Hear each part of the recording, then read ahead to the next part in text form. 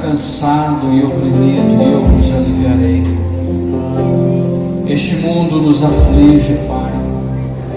O pecado é pesado e ele nos faz cansar, ele nos faz fadigar, ó Pai. Vivemos cansados, ó Pai, da pressão deste mundo, da opressão deste mundo, ó Pai amado. E em teus braços é o nosso descanso, é nos teus braços que nós possamos descansar, é na tua sombra, Senhor, que nós podemos, ó Pai, descansar, Senhor. Leva-nos, ó Pai, para a tua sombra, leva-nos para os teus braços, Senhor. Toma-nos as nossas vidas em ti, Senhor. Toma, Senhor, o teu povo, Senhor. Toma, Senhor, esta igreja nas tuas mãos, Senhor.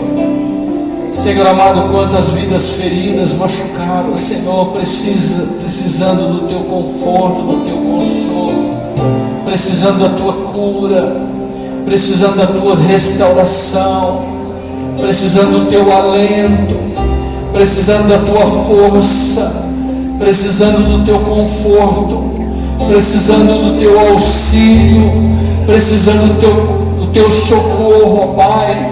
Quantas vidas gritando por misericórdia, Senhor, como aquele homem, Senhor amado, naquela porta formosa, gritando e pedindo socorro, Senhor. Pai, vem com a tua glória neste lugar, Senhor. Vem com a tua unção, ó Pai. Venha, Senhor, derramar do teu Espírito Santo. Venha, Senhor, fazer fluir a tua graça. Venha fazer fluir o teu poder, a tua glória, Senhor. Venha trazer, ó Pai, o teu abraço. Venha trazer o teu braço de conforto, de consolo, ó Pai. Eu quero colocar as nossas vidas nas tuas mãos. Eu quero colocar cada vida que aqui está nas tuas mãos, ó Pai. Independente do estado, independente da condição, que nós possamos, que cada um de nós possamos descansar em Ti, ó Pai. Em Teu nome, nós nos entregamos nas Tuas mãos. E nós queremos descansar em Ti nesta noite, em nome de Jesus. Amém, Senhor. Amém. Você pode dar um glória a Deus. Você pode exaltar e glorificar o nome do Senhor com toda a força da sua alma, do seu coração. Porque Ele merece, a Ele toda a honra, a Ele toda a glória, a Ele toda a honra. Sentai-vos, amados, que a graça e a paz do Senhor esteja contigo, que a unção de Deus seja sobre a tua vida, que você possa ser preenchido, todas as lacunas da sua alma, com aquilo que Deus tem de melhor para você. Nós acabamos de chegar num final de semana muito abençoado. Eu fui muito abençoado. Nós fomos muito abençoados. Ainda tem irmão na estrada viajando. Nós estivemos ali desde sexta à noite, ontem o dia todo, de manhã à noite, ministrando a palavra. Nós estivemos ali em 30 casais, ali nas termas de Mariá e Jucimeira. Teve casais ali, vários casais de Coxim, teve casal de Costa Rica, Rondonópolis, teve um casal do Paraná e vários casais da igreja, a maioria aqui da igreja aqui. E foi realmente um mover de Deus. A gente sentiu uma unção de Deus diferente ali, algo tão gostoso, tão maravilhoso, né, Rose? No louvor, na palavra, assim, algo diferente. A gente se sentiu tão pequeno ali, com a presença gloriosa de Deus. Foi realmente maravilhoso. Vidas, pessoas ali, casais ali, pessoas que nunca tinham tido contato com Jesus, foram ali, né, e acabaram entregando a sua vida a Jesus, se colocando diante do Senhor e vivendo uma experiência com Jesus Cristo ali. E realmente foi maravilhoso. Eu creio que domingo que vem eles vão estar aqui, aqueles que são, pelo menos aqueles que são aqui de Alto Taquari vão estar aqui. O Montes não vai estar preparando alguma coisa aqui para estar apresentando a igreja, e realmente foi maravilhoso. A gente só ouviu testemunho positivo, testemunho favorável, bênção. A luta foi grande, como teve luta para muitos chegarem ali, né? Alguns já haviam desistido, estavam desistindo, mas eles venceram, né? E foi realmente gratificante, foi maravilhoso. Eu quero compartilhar com você nesta noite um trecho da palavra de Deus que está no Evangelho de Lucas. Eu quero compartilhar duas parábolas deste texto. O Senhor tem falado comigo já há algum tempo, e eu quero compartilhar com você sobre duas parábolas muito conhecidas e que muitas vezes a gente não entende muito bem, e eu quero questionar você nessas duas parábolas. Muitas vezes, amados, nós pegamos textos bíblicos e ficamos trazendo para nós aquilo que é favorável para nós, aquilo que a gente acha que nos beneficia, né? A gente é muito ligado a benefícios da palavra, e a gente é meio relapso à responsabilidade que a palavra de Deus tem para nós. A gente cobra benefícios e a gente despreza responsabilidades. E eu quero nessa noite fazer um paralelo entre duas palavras e analisar este texto e este contexto dessas duas parábolas para nós entendermos aqui. Eu sei que o fechamento dessas duas parábolas é um fechamento de amor, de graça, de misericórdia de Deus nessas duas situações que se refere às nossas vidas. Isso aí é inquestionável. Deus mostra o amor, o carinho em uma condição de arrependimento. Isso é inquestionável. Mas são duas condições totalmente diferentes. E eu quero que nós venhamos entender isso nesta noite. São coisas simples, mas são coisas importantes para nós. Lucas capítulo 15, verso 1 em diante, diz assim: aproximavam-se de Jesus todos os publicanos e pecadores para o ouvir. Publicanos e pecadores se aproximavam de Jesus para ouvir. E murmuravam os fariseus e os escribas, isto é, os doutores da lei, os conhecedores da lei, isto é, aqueles que eram ligados às questões religiosas. E eles murmuravam dizendo: este Jesus recebe pecadores e come com eles.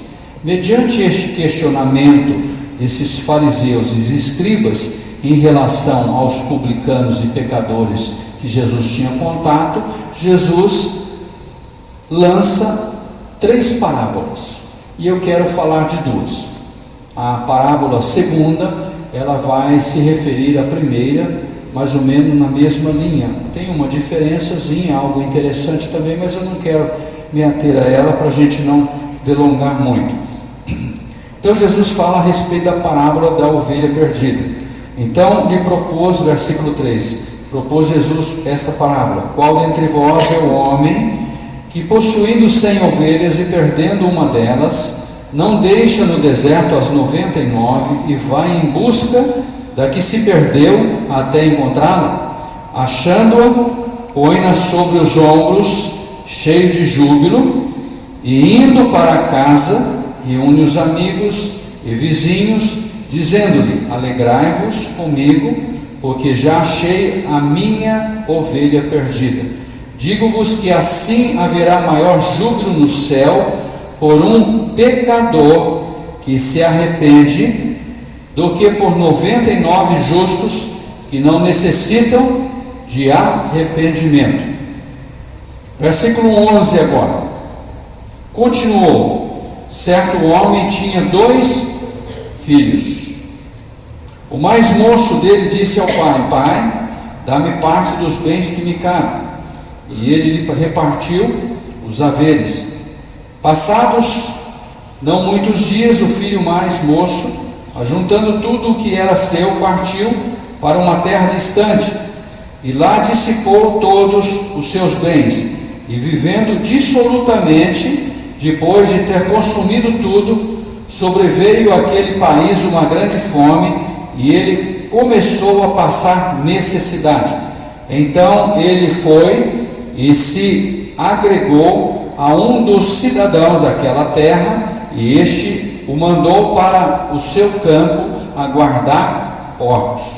Ali desejava ele fartar-se de alfarrobas que os porcos comiam, mas ninguém lhe dava nada. Então, caindo em si, disse: quantos trabalhadores de meu pai têm pão com fartura, e eu aqui morro de fome? Levantar-me-ei e irei ter com meu pai, e lhe direi: pai, pequei contra o céu e diante de ti, já não sou digno de ser chamado teu filho, trata-me como um dos teus trabalhadores. E levantando-se foi para o seu pai. Vinha ele ainda longe, quando seu pai o avistou, e compadecido dele, correndo, o abraçou, beijou.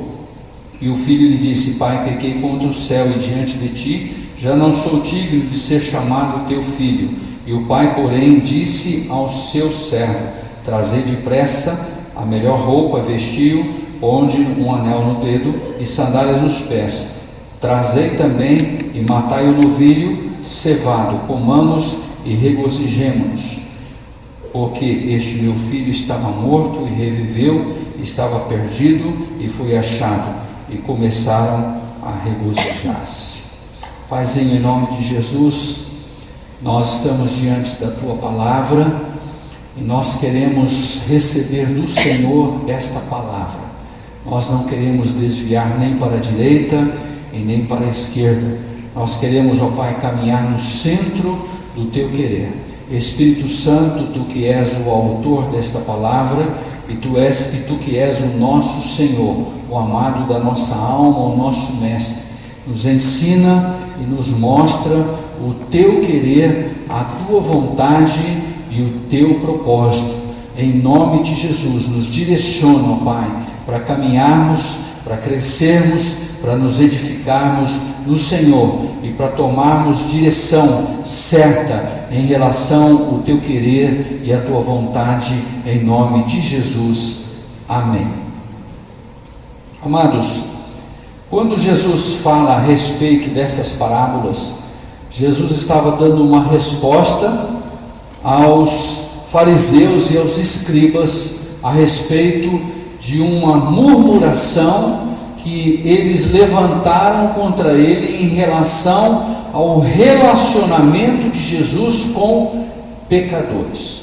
E quando Jesus fala a respeito da parábola da ovelha perdida, Jesus considera que estes publicanos e pecadores assim denominados pelos fariseus e os escribas seria realmente esta ovelha perdida. Isso aqui é enfático, o texto diz isso. E Jesus enfatiza e deixa bem claro que esses fariseus e escribas seriam as 99 que Jesus havia deixado no aprisco. Jesus dá a entender a eles isso. E Jesus dá a entender o seguinte, que a alegria pela salvação dos pecadores seria muito maior do que a conversão deles, pelo fato deles já serem realmente convertidos. O que Jesus realmente quer deixar bem claro neste texto é que esta parábola está direcionada, referida a uma ação salvadora, a uma ação redentora de Deus em relação aos perdidos, em relação à vida do homem desgarrado e perdido. Alguém perguntaria: mas e esta ovelha perdida? Quem seria esta ovelha perdida? Não é uma ovelha desgarrada? Sim, uma ovelha desgarrada. Mas quem é a ovelha desgarrada? Não é uma ovelha que deixou o aprisco? Sim, uma ovelha que deixou o aprisco. Mas a ovelha que deixou o aprisco não é, entre aspas, um crente que deixou o aprisco do reduto, entre aspas, cristão. É o ser humano que deixou a condição divina da qual ele foi criado. Como o homem foi criado? Ele foi criado à imagem e semelhança de Deus. E o que realmente aconteceu com ele? Ele rejeitou essa condição de Deus. O pecado infiltrou no homem, o pecado separou o homem de Deus e afastou o homem de Deus. No plano e no projeto de Deus, Deus manda Jesus Cristo para refazer, para reconstituir esta ligação entre o homem e Deus. Então a humanidade é a ovelha perdida. Deus agora, através de Jesus Cristo, começa a buscar as ovelhas perdidas. E Deus, nesse projeto e plano dele, toda a história, Deus levanta uma família, e desta família, Deus traz o seu plano, o seu projeto em levantar e trazer o seu próprio filho, encarnando o seu filho, para que o seu filho venha e restaure essa condição de reatar essa religação do homem para com Deus. E isto é que Jesus realmente deixa claro. Muitas vezes nós temos um entendimento errado em relação a isso, e nós temos um outro entendimento, e muitas vezes nós nos acomodamos, nós achamos que nós erramos, transgredimos, e nós pecamos, escorregamos, saímos do propósito de Deus, nós somos uma ovelha desgarrada. E aí eu entro num questionamento, e eu pergunto para você hoje: o que você é? Filho ou ovelha? O que você gostaria de ser? Aí nós começamos a pensar: bom, a ovelha ela tem um privilégio, que quando eu olho na parábola, o pastor sai em busca da ovelha, pega a ovelha no colo e se alegra em achar a ovelha. E parece que a ovelha vem alegrinha no colo dele, né? Essa é a impressão, a imagem que a gente faz, cheia de carrapicho, machucada, ferida, mas agora segura no colo do pastor, né? E esse pastor aqui não sou eu, esse pastor aqui é Jesus Cristo. Porque Jesus fala assim: o bom pastor dá a vida pelas ovelhas, e eu não dei a vida por ninguém, e nem vou dar, e não adianta eu dar, porque eu não vou salvar ninguém derramando meu sangue. Eu dou de outra forma, mas não derramando o sangue. Mas quando eu olho em questão de herança, ovelha não tem herança, quem tem herança é filho, Então às vezes nós ficamos assim balançando.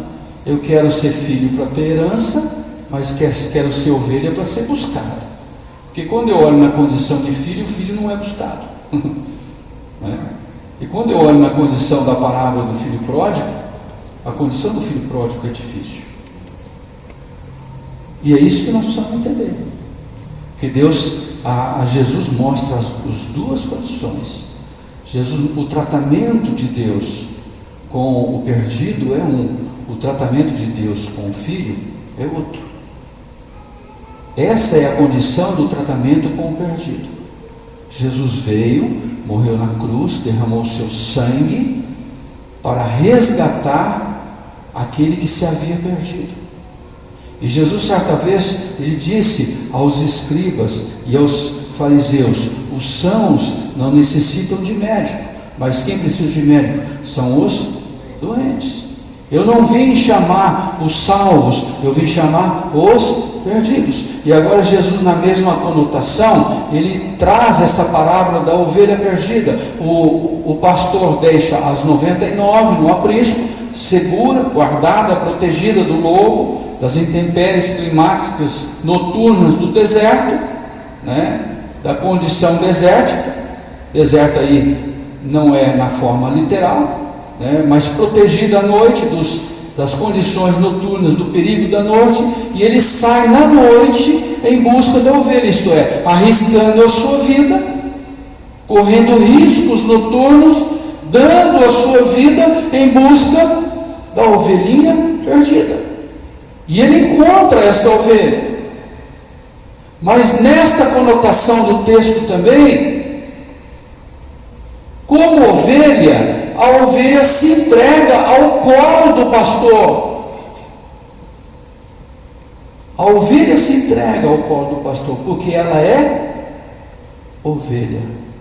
Esses dias eu vi, alguém colocou numa rede social aí, diz assim que a ovelha só é alimentada, o pastor só, um negócio mais ou menos assim, o pastor só alimenta a ovelha se a ovelha quiser comer, o pastor só trata a ovelha se a ovelha quiser ser tratada, um negócio mais ou menos assim. Eu achei interessante aquilo aí, é bem isso aí.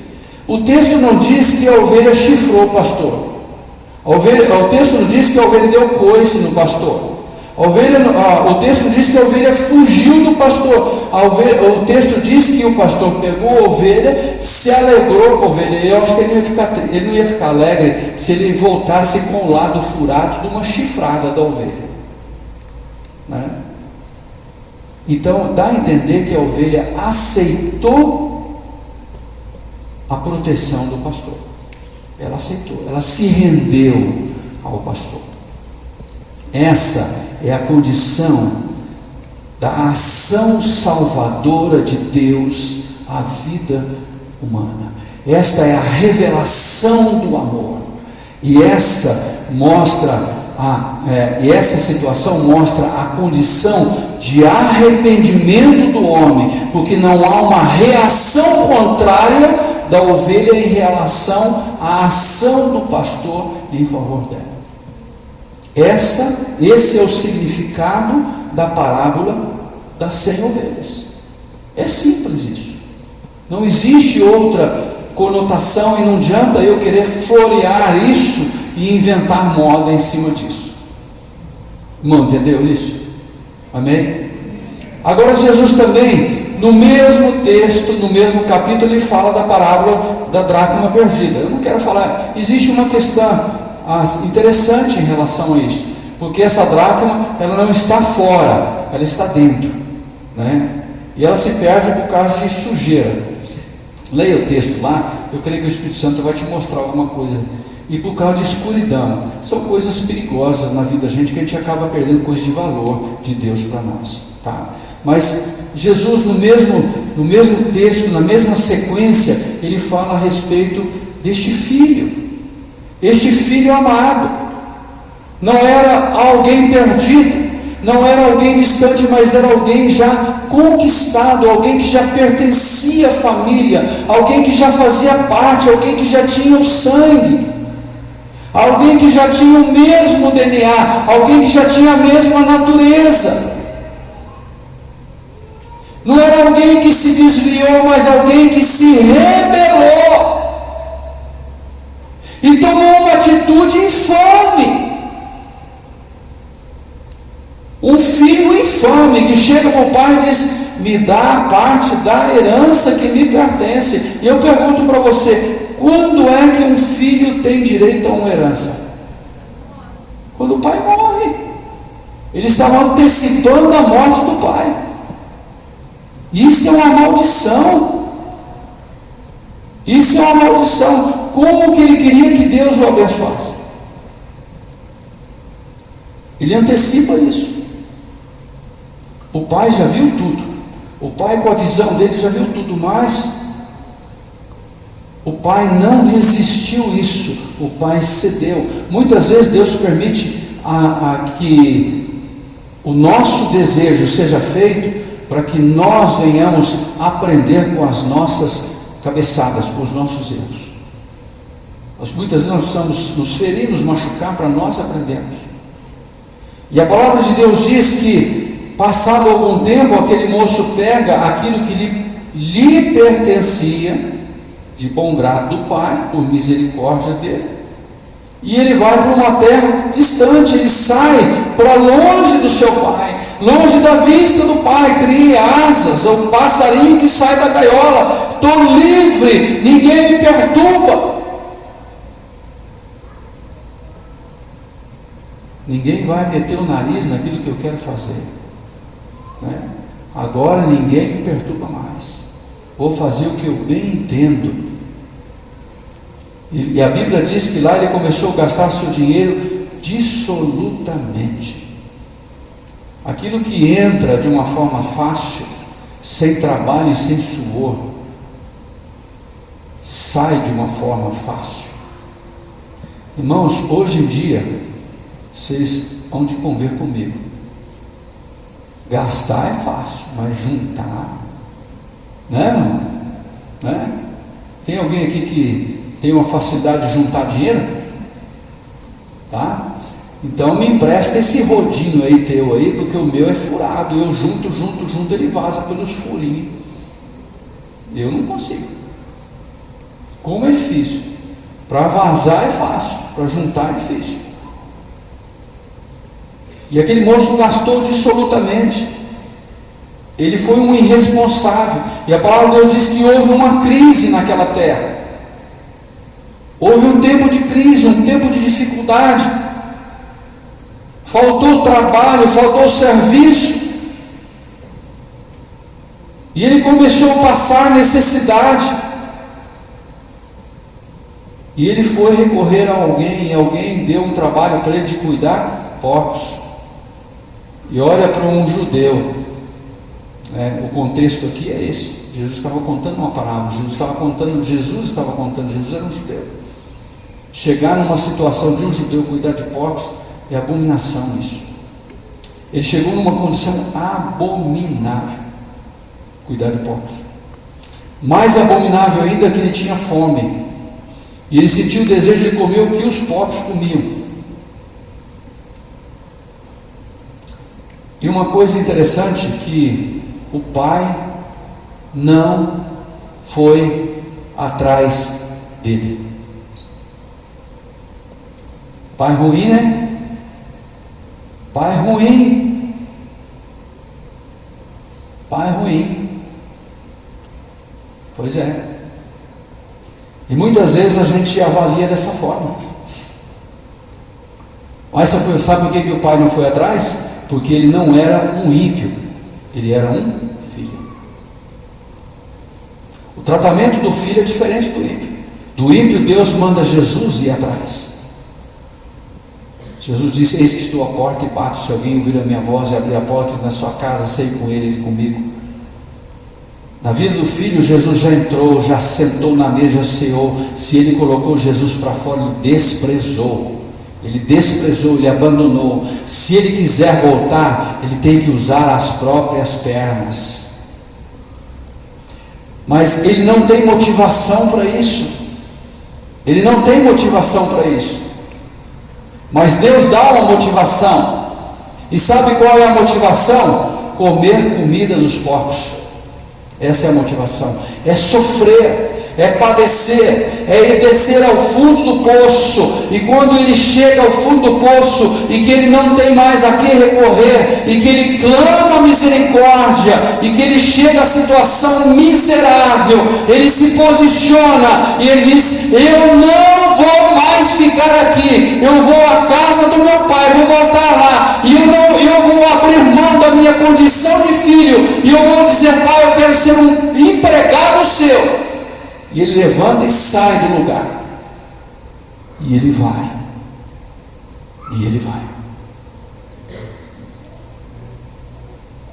Existe um texto em Hebreus que eu não entendia. Hebreus capítulo 6, versículo 4. Lá em Hebreus diz assim: é impossível os que creram e receberam os dons do Espírito e foram renovados, e receberam da graça, e desprezaram e abandonaram o Senhor. É impossível eles serem renovados, porque eles vão ter que crucificar Cristo novamente. E o autor aos Hebreus diz: é impossível serem restaurados. Eu falei: mas como é impossível? Para Deus nada é impossível. Eu não entendia.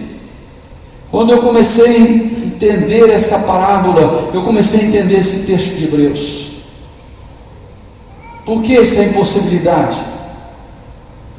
Porque é um peso muito grande, porque não existe uma força do Espírito Santo para levar o filho de volta para casa. Ele tem que se esforçar sozinho, ele tem que usar as próprias pernas, ele tem que usar a sua própria força. Quantas vezes eu ouvi pessoas dizer assim: pastor, eu quero me levantar, mas eu não tenho forças.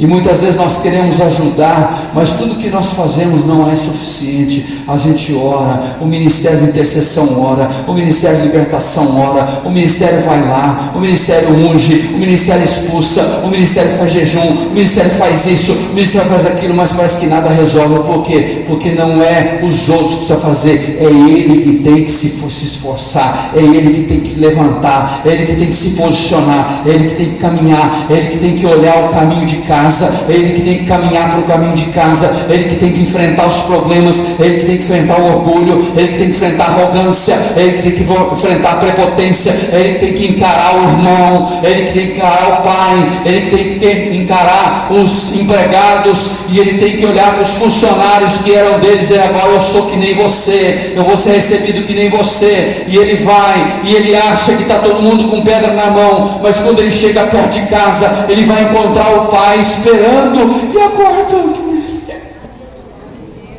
Aleluia. E o pai está lá, não se sabe por quanto tempo, não se sabe por quantos dias, não se sabe por quantas horas. O pai já estava lá desde o dia que ele saiu, desde o dia que ele abandonou, desde o dia que ele virou as costas. O pai já estava lá.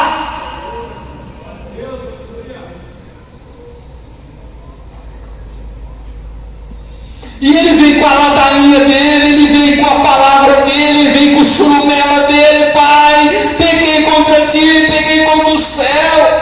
É válido isso? É válido. Já não sou digno de ser chamado teu filho, que eu te magoei, eu te frustrei, eu te matei antes da hora, eu te desonrei. Eu não quero mais ser teu filho, eu não tenho mais privilégio para isso. Eu te desonrei, eu te maltratei, eu te magoei, eu te feri, eu quebrei você no meio, eu feri o teu coração. Eu quero ser um teu funcionário. Aquilo o pai nem escuta. O pai diz: traz o anel, traz a sandália, mata o melhor novilho, vamos fazer uma churrascada. Este meu filho estava morto, este meu filho reviveu.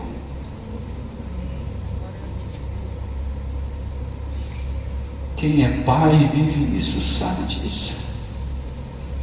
O desejo, a ânsia de ver um filho restaurado, um filho curado. Mas ele tem que se levantar. E o pai não pode interferir. O pai não vai interferir.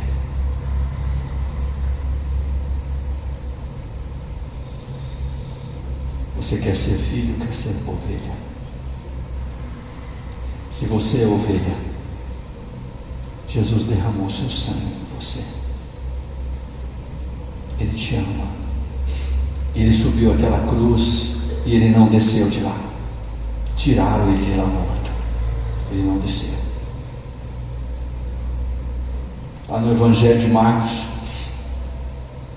capítulo 15, versículo 30, se não me engano, aqueles que passavam diziam assim: desce da cruz, salva-te a ti mesmo. Mas ele não deu ouvido. Ele ficou lá. Ele ficou lá por amor a você, por amor à tua vida, para que você pudesse ser resgatado, para que você pudesse ser curado, para que você pudesse ser liberto. para que você pudesse receber aquilo de valor que você realmente tem, que realmente você é.